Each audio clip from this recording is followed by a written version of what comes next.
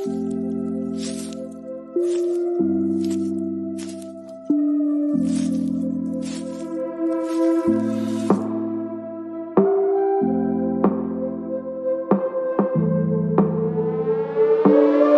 name is Cassy Summers.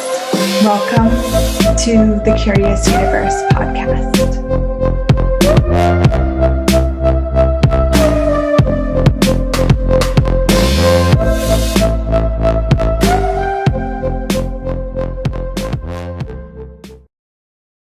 We're going to start off with a question today. A curious question. So lower your barriers. And let this question really sink in for you a little bit, okay? Does life happen to you, or are you a creator of it? Now, if life happens to you, then you're always victim to the circumstances of life. If you're the creator of your life and everything in it, could you ever be a victim again? That's what I'd love to explore with you today on the podcast, is explore victim, victimizer, and control. So I might be the queen of victim. I really kind of grew up with this sense of that life was against me. It was happening to me, not for me. I always had this as though I was fighting the whole world. And I held on to every cruelty that came upon me. And I didn't know I was doing this. I didn't know I was doing this. And so if this is starting to resonate with you, if you're like, I've done this in places, does not make you wrong. But I would become the victim. And I would create a story around being that victim. And then I would victimize others with it. Okay. So let me say more. How could that work? For example, have you ever been in a relationship where you start kind of brand new and you maybe tell your partner like, hey, this is one of my triggers from past abuse, like past abusive relationships I've had. Do you now try to control their behavior or ask them to control their behavior so they don't trigger you? Because you're a victim to the abuse that you encountered before. Isn't that interesting?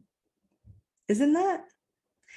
Now, if you were able to let go of all of the abuse, then you would also be able to let go of the triggers. And you'd be able to let go of the story.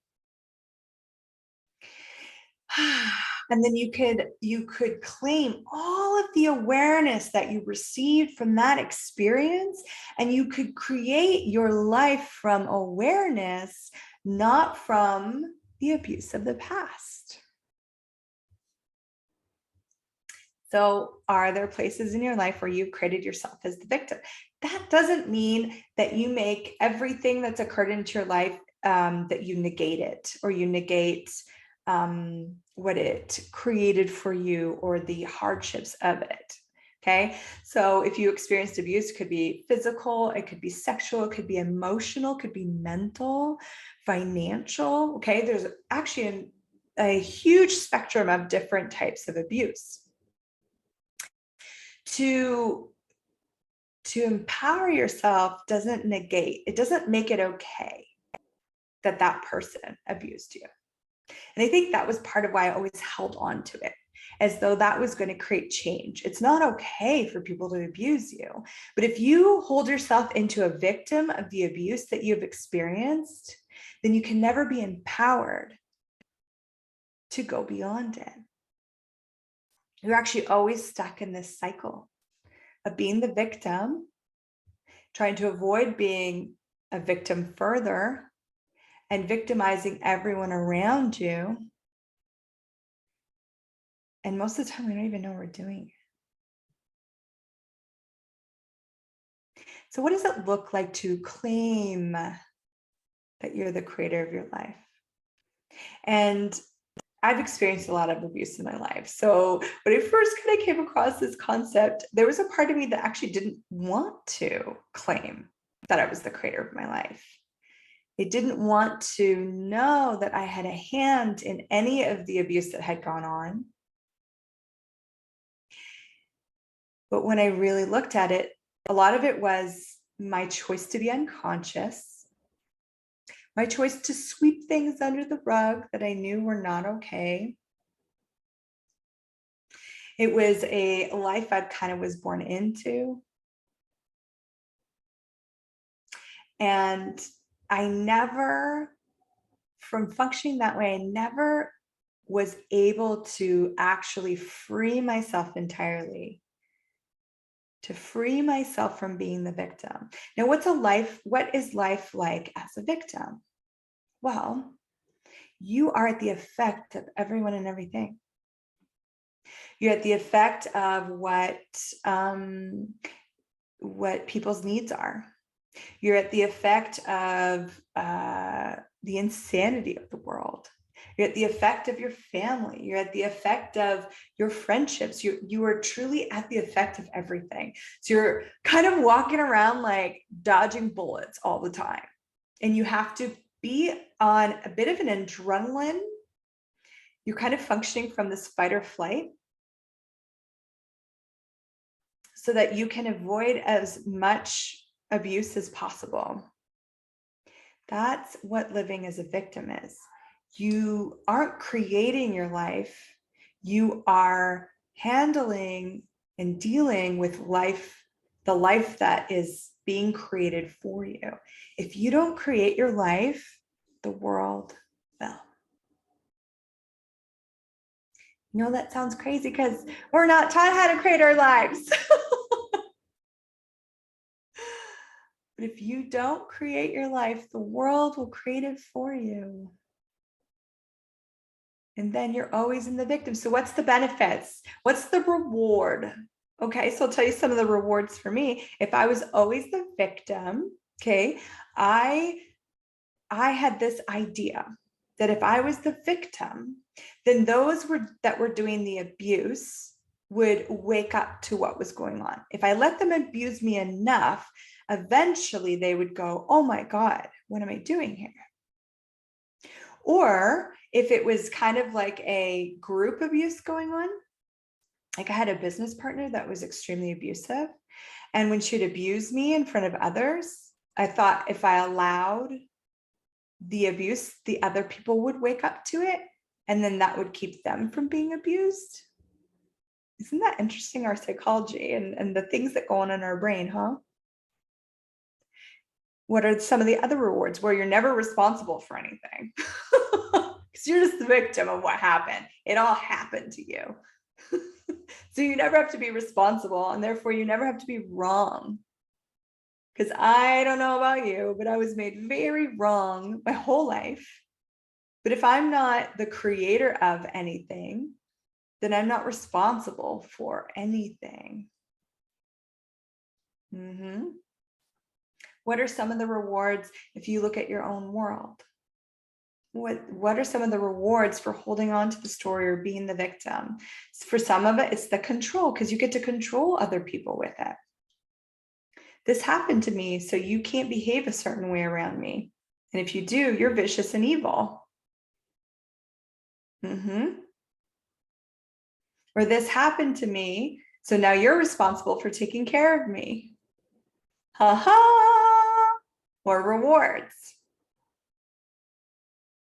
So it's these rewards, these things, and a lot of them we're unconscious to, which is the beauty of exploring this universe of victim and victimizer with question and curiosity that expands your consciousness around this area in your life. So what are some of the punishments for not being the victim? Well, for me, I've kind of always been a bit of a big energy. So if I could play the victim card, then I had bought this belief that people wouldn't, they wouldn't be scared of me. They wouldn't be intimidated by me because no, look, I'm like this weak, pathetic victim. Don't be intimidated by me, says the girl that rocks a mohawk most of the time. I'm this poor little victim.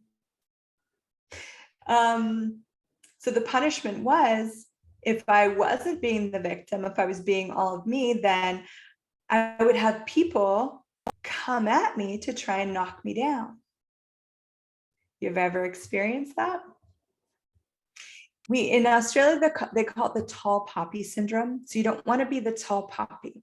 So if you think of like a field of the poppy flower, right?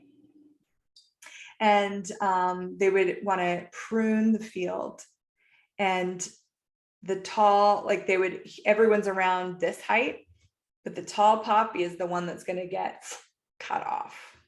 So you don't want to be the tall poppy. So I never wanted to be the tall poppy. People would reject me.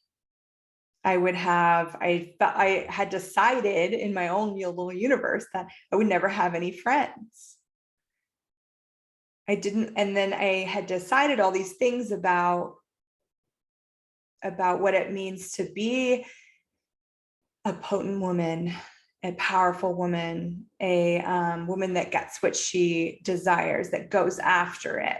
I decided all these things about those women, and they were all judgments, and none of them are true. A judgment is never true. It's just a judgment.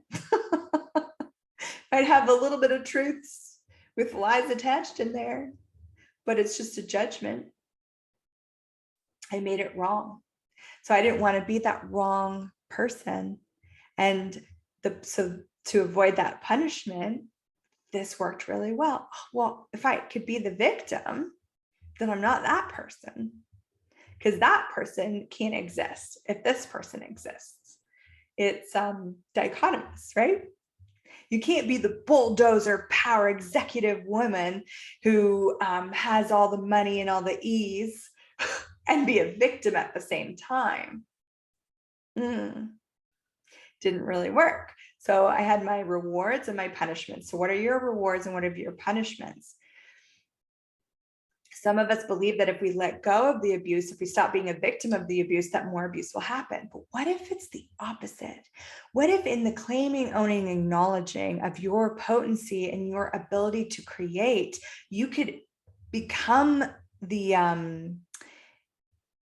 the driver of the vehicle of your life? When you're the victim, you have to be in the back seat. You're not even in the front seat navigating. You're in the back seat. And whoever is willing to take control of you is going to be the driver. So that could be your partner, your boss, your parents, anyone that's willing to control and dominate and lead. They will be the driver of your life. And all that will bring you is more scenarios to solidify what a victim you are. Now, I get it. If it feels impossible to change that, I get that. And you've been there. Absolutely. And you're not wrong. If you're seeing some of the stuff in your life, don't make yourself wrong for it. You can just acknowledge, oh, wow, I'm really doing victim with, maybe you got cheated on once upon a time. In every relationship you go into, you carry that in. And because you were cheated on, you have trust issues. And because you have trust issues, your partner better do this to make sure that you can feel safe with them.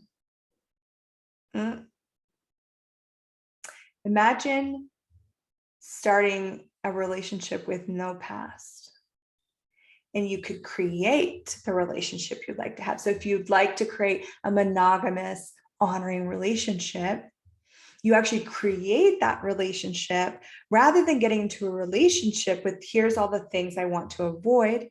Here's all the things I want to protect myself from. Here's all the things, here's all the things. That's all, it's taking the past and trying to create something new. That doesn't work. If you want something new, start from a blank canvas. And then you get to empower yourself to create something you've never had before. What would that be like if you were truly empowered? Even take a little kid. If you were a little kid, go back in time and find that little kid when maybe there was a moment of being disempowered. Maybe you knew something and no one else could see it, and you were told you don't like that you were too young to understand. You didn't know what you were talking about. You were disempowered. Okay. Now imagine if you had flipped it 180 degrees in that moment. What if you had been empowered to know that you know something? So different, right? So if you want to become the driver of your life, if you want to be in the front seat, I actually love driving. I'm like, yeah, like, where can we go? What's possible to explore? Are you willing to give up the places that you've made yourself a victim, even if it gives you control over others? Or you have this idea you're going to lose some of those rewards that we talked about, or there'll be punishments. The more, I talked about for myself, the more I've stepped into the creation of my life, the more I've given up being the victim. I did see some of that, like, I'm going to cut down the tall poppy stuff come up, but I allowed myself to kind of so fast, kind of like, instead of a poppy, what if you're actually a tree? And I let myself burst into being, to have speedy growth, to allow my potency to rise to such a degree that when they did come, it actually didn't affect me anymore. Because it's only when you're from being a victim that you're the effect of everything and everyone. When you are the creator of your life, you affect everyone and everything. You're the creator. You are like the ultimate creator of your whole universe. Now, are there other players and other energies that come in? Absolutely. Does the universe have your back? Is it part of the energies and the playfulness of everything going on? Absolutely. You're not alone. You're not driving alone on a dark highway somewhere, not knowing where you're going. You have all the infinite, vibrant colors of the universe to create with when you're willing to come out of being a victim. So what are some signs that you can look for? If you're always waiting for the next shoe to drop, you're always looking outside of you for help, you're always feeling attacked, or like the circumstance happened to you. If you listen to your vocabulary, if you're like, this happened to me, this happened today, this happened to me, you are functioning somewhere, in some way, you're functioning from being a victim. Now, the difference is my boss chose this today and I chose this. Do you see that difference? Or, oh, my boss cut my wages in half. That happened to you. What do you choose? So you're presented with this palette. You have the choice. You're the creator. Okay, cool. Well, what's right about this? Maybe I wanted to get out of this job. Maybe this was the universe giving you a little push for something that you already have been asking for, but haven't yet been choosing. Do you see? The universe supports your asks. So if something's occurring in your life, it's not happening to you, it's actually a creation of yours based on what you've been asking for 2 years ago, 3 years ago, 4 years ago. So if something's showing up now and you're like, wow, I really don't like what's showing up. One, you can ask the question, what's right about this I'm not getting? It's one of my favorite questions to ask, because again, you come out of the space of victim and you have to start looking at the possibility. You have to start looking at the creative elements that have just presented themselves to you. Okay, what's right about this I'm not getting? You smash your car. Okay, What's right about this I'm not getting? Then you're in that creative energy. Maybe you get an even greater car. Maybe the guy that smashed your car is like the next love of your life. Like when you start to go into that energy of what's right about this I'm not getting, you have to step out of being the victim. And then you move into that space of creation and you become aware that everything, even the good, the bad, and the ugly, the dramatic, are all a creation of something that you chose in the past. When you start to acknowledge that you chose it, that you created it, then you also start to acknowledge, well, what else can I create? If you don't like what you've created so far, that's okay. The more you acknowledge it and the more you start playing in these questions curiously, well, what can I create? What would be more fun than this?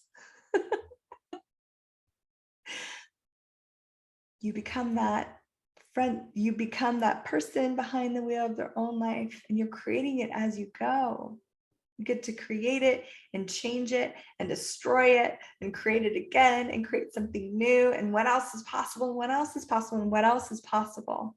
But when you're a victim, there is nothing else possible other than avoiding the next slam, or trying to at least make it hurt less. So I invite you to, where you're willing, let go of those stories, let go of being the victim. And it can be scary and uncomfortable, and your things might come up for you, even insane things might come up for you, and that's okay. Be present with them, be present with those things, and then you can go into the what would I like to create. You start to go curiously into these other questions. What else is possible here? If I created this, what else can I create? What's right about this that I'm not getting? You can even explore, like, what choice did I make that created this? And what choice do I have now that could create something greater? Thank you for exploring this with me. And I truly hope that you create wonderful, glorious, beyond this reality things.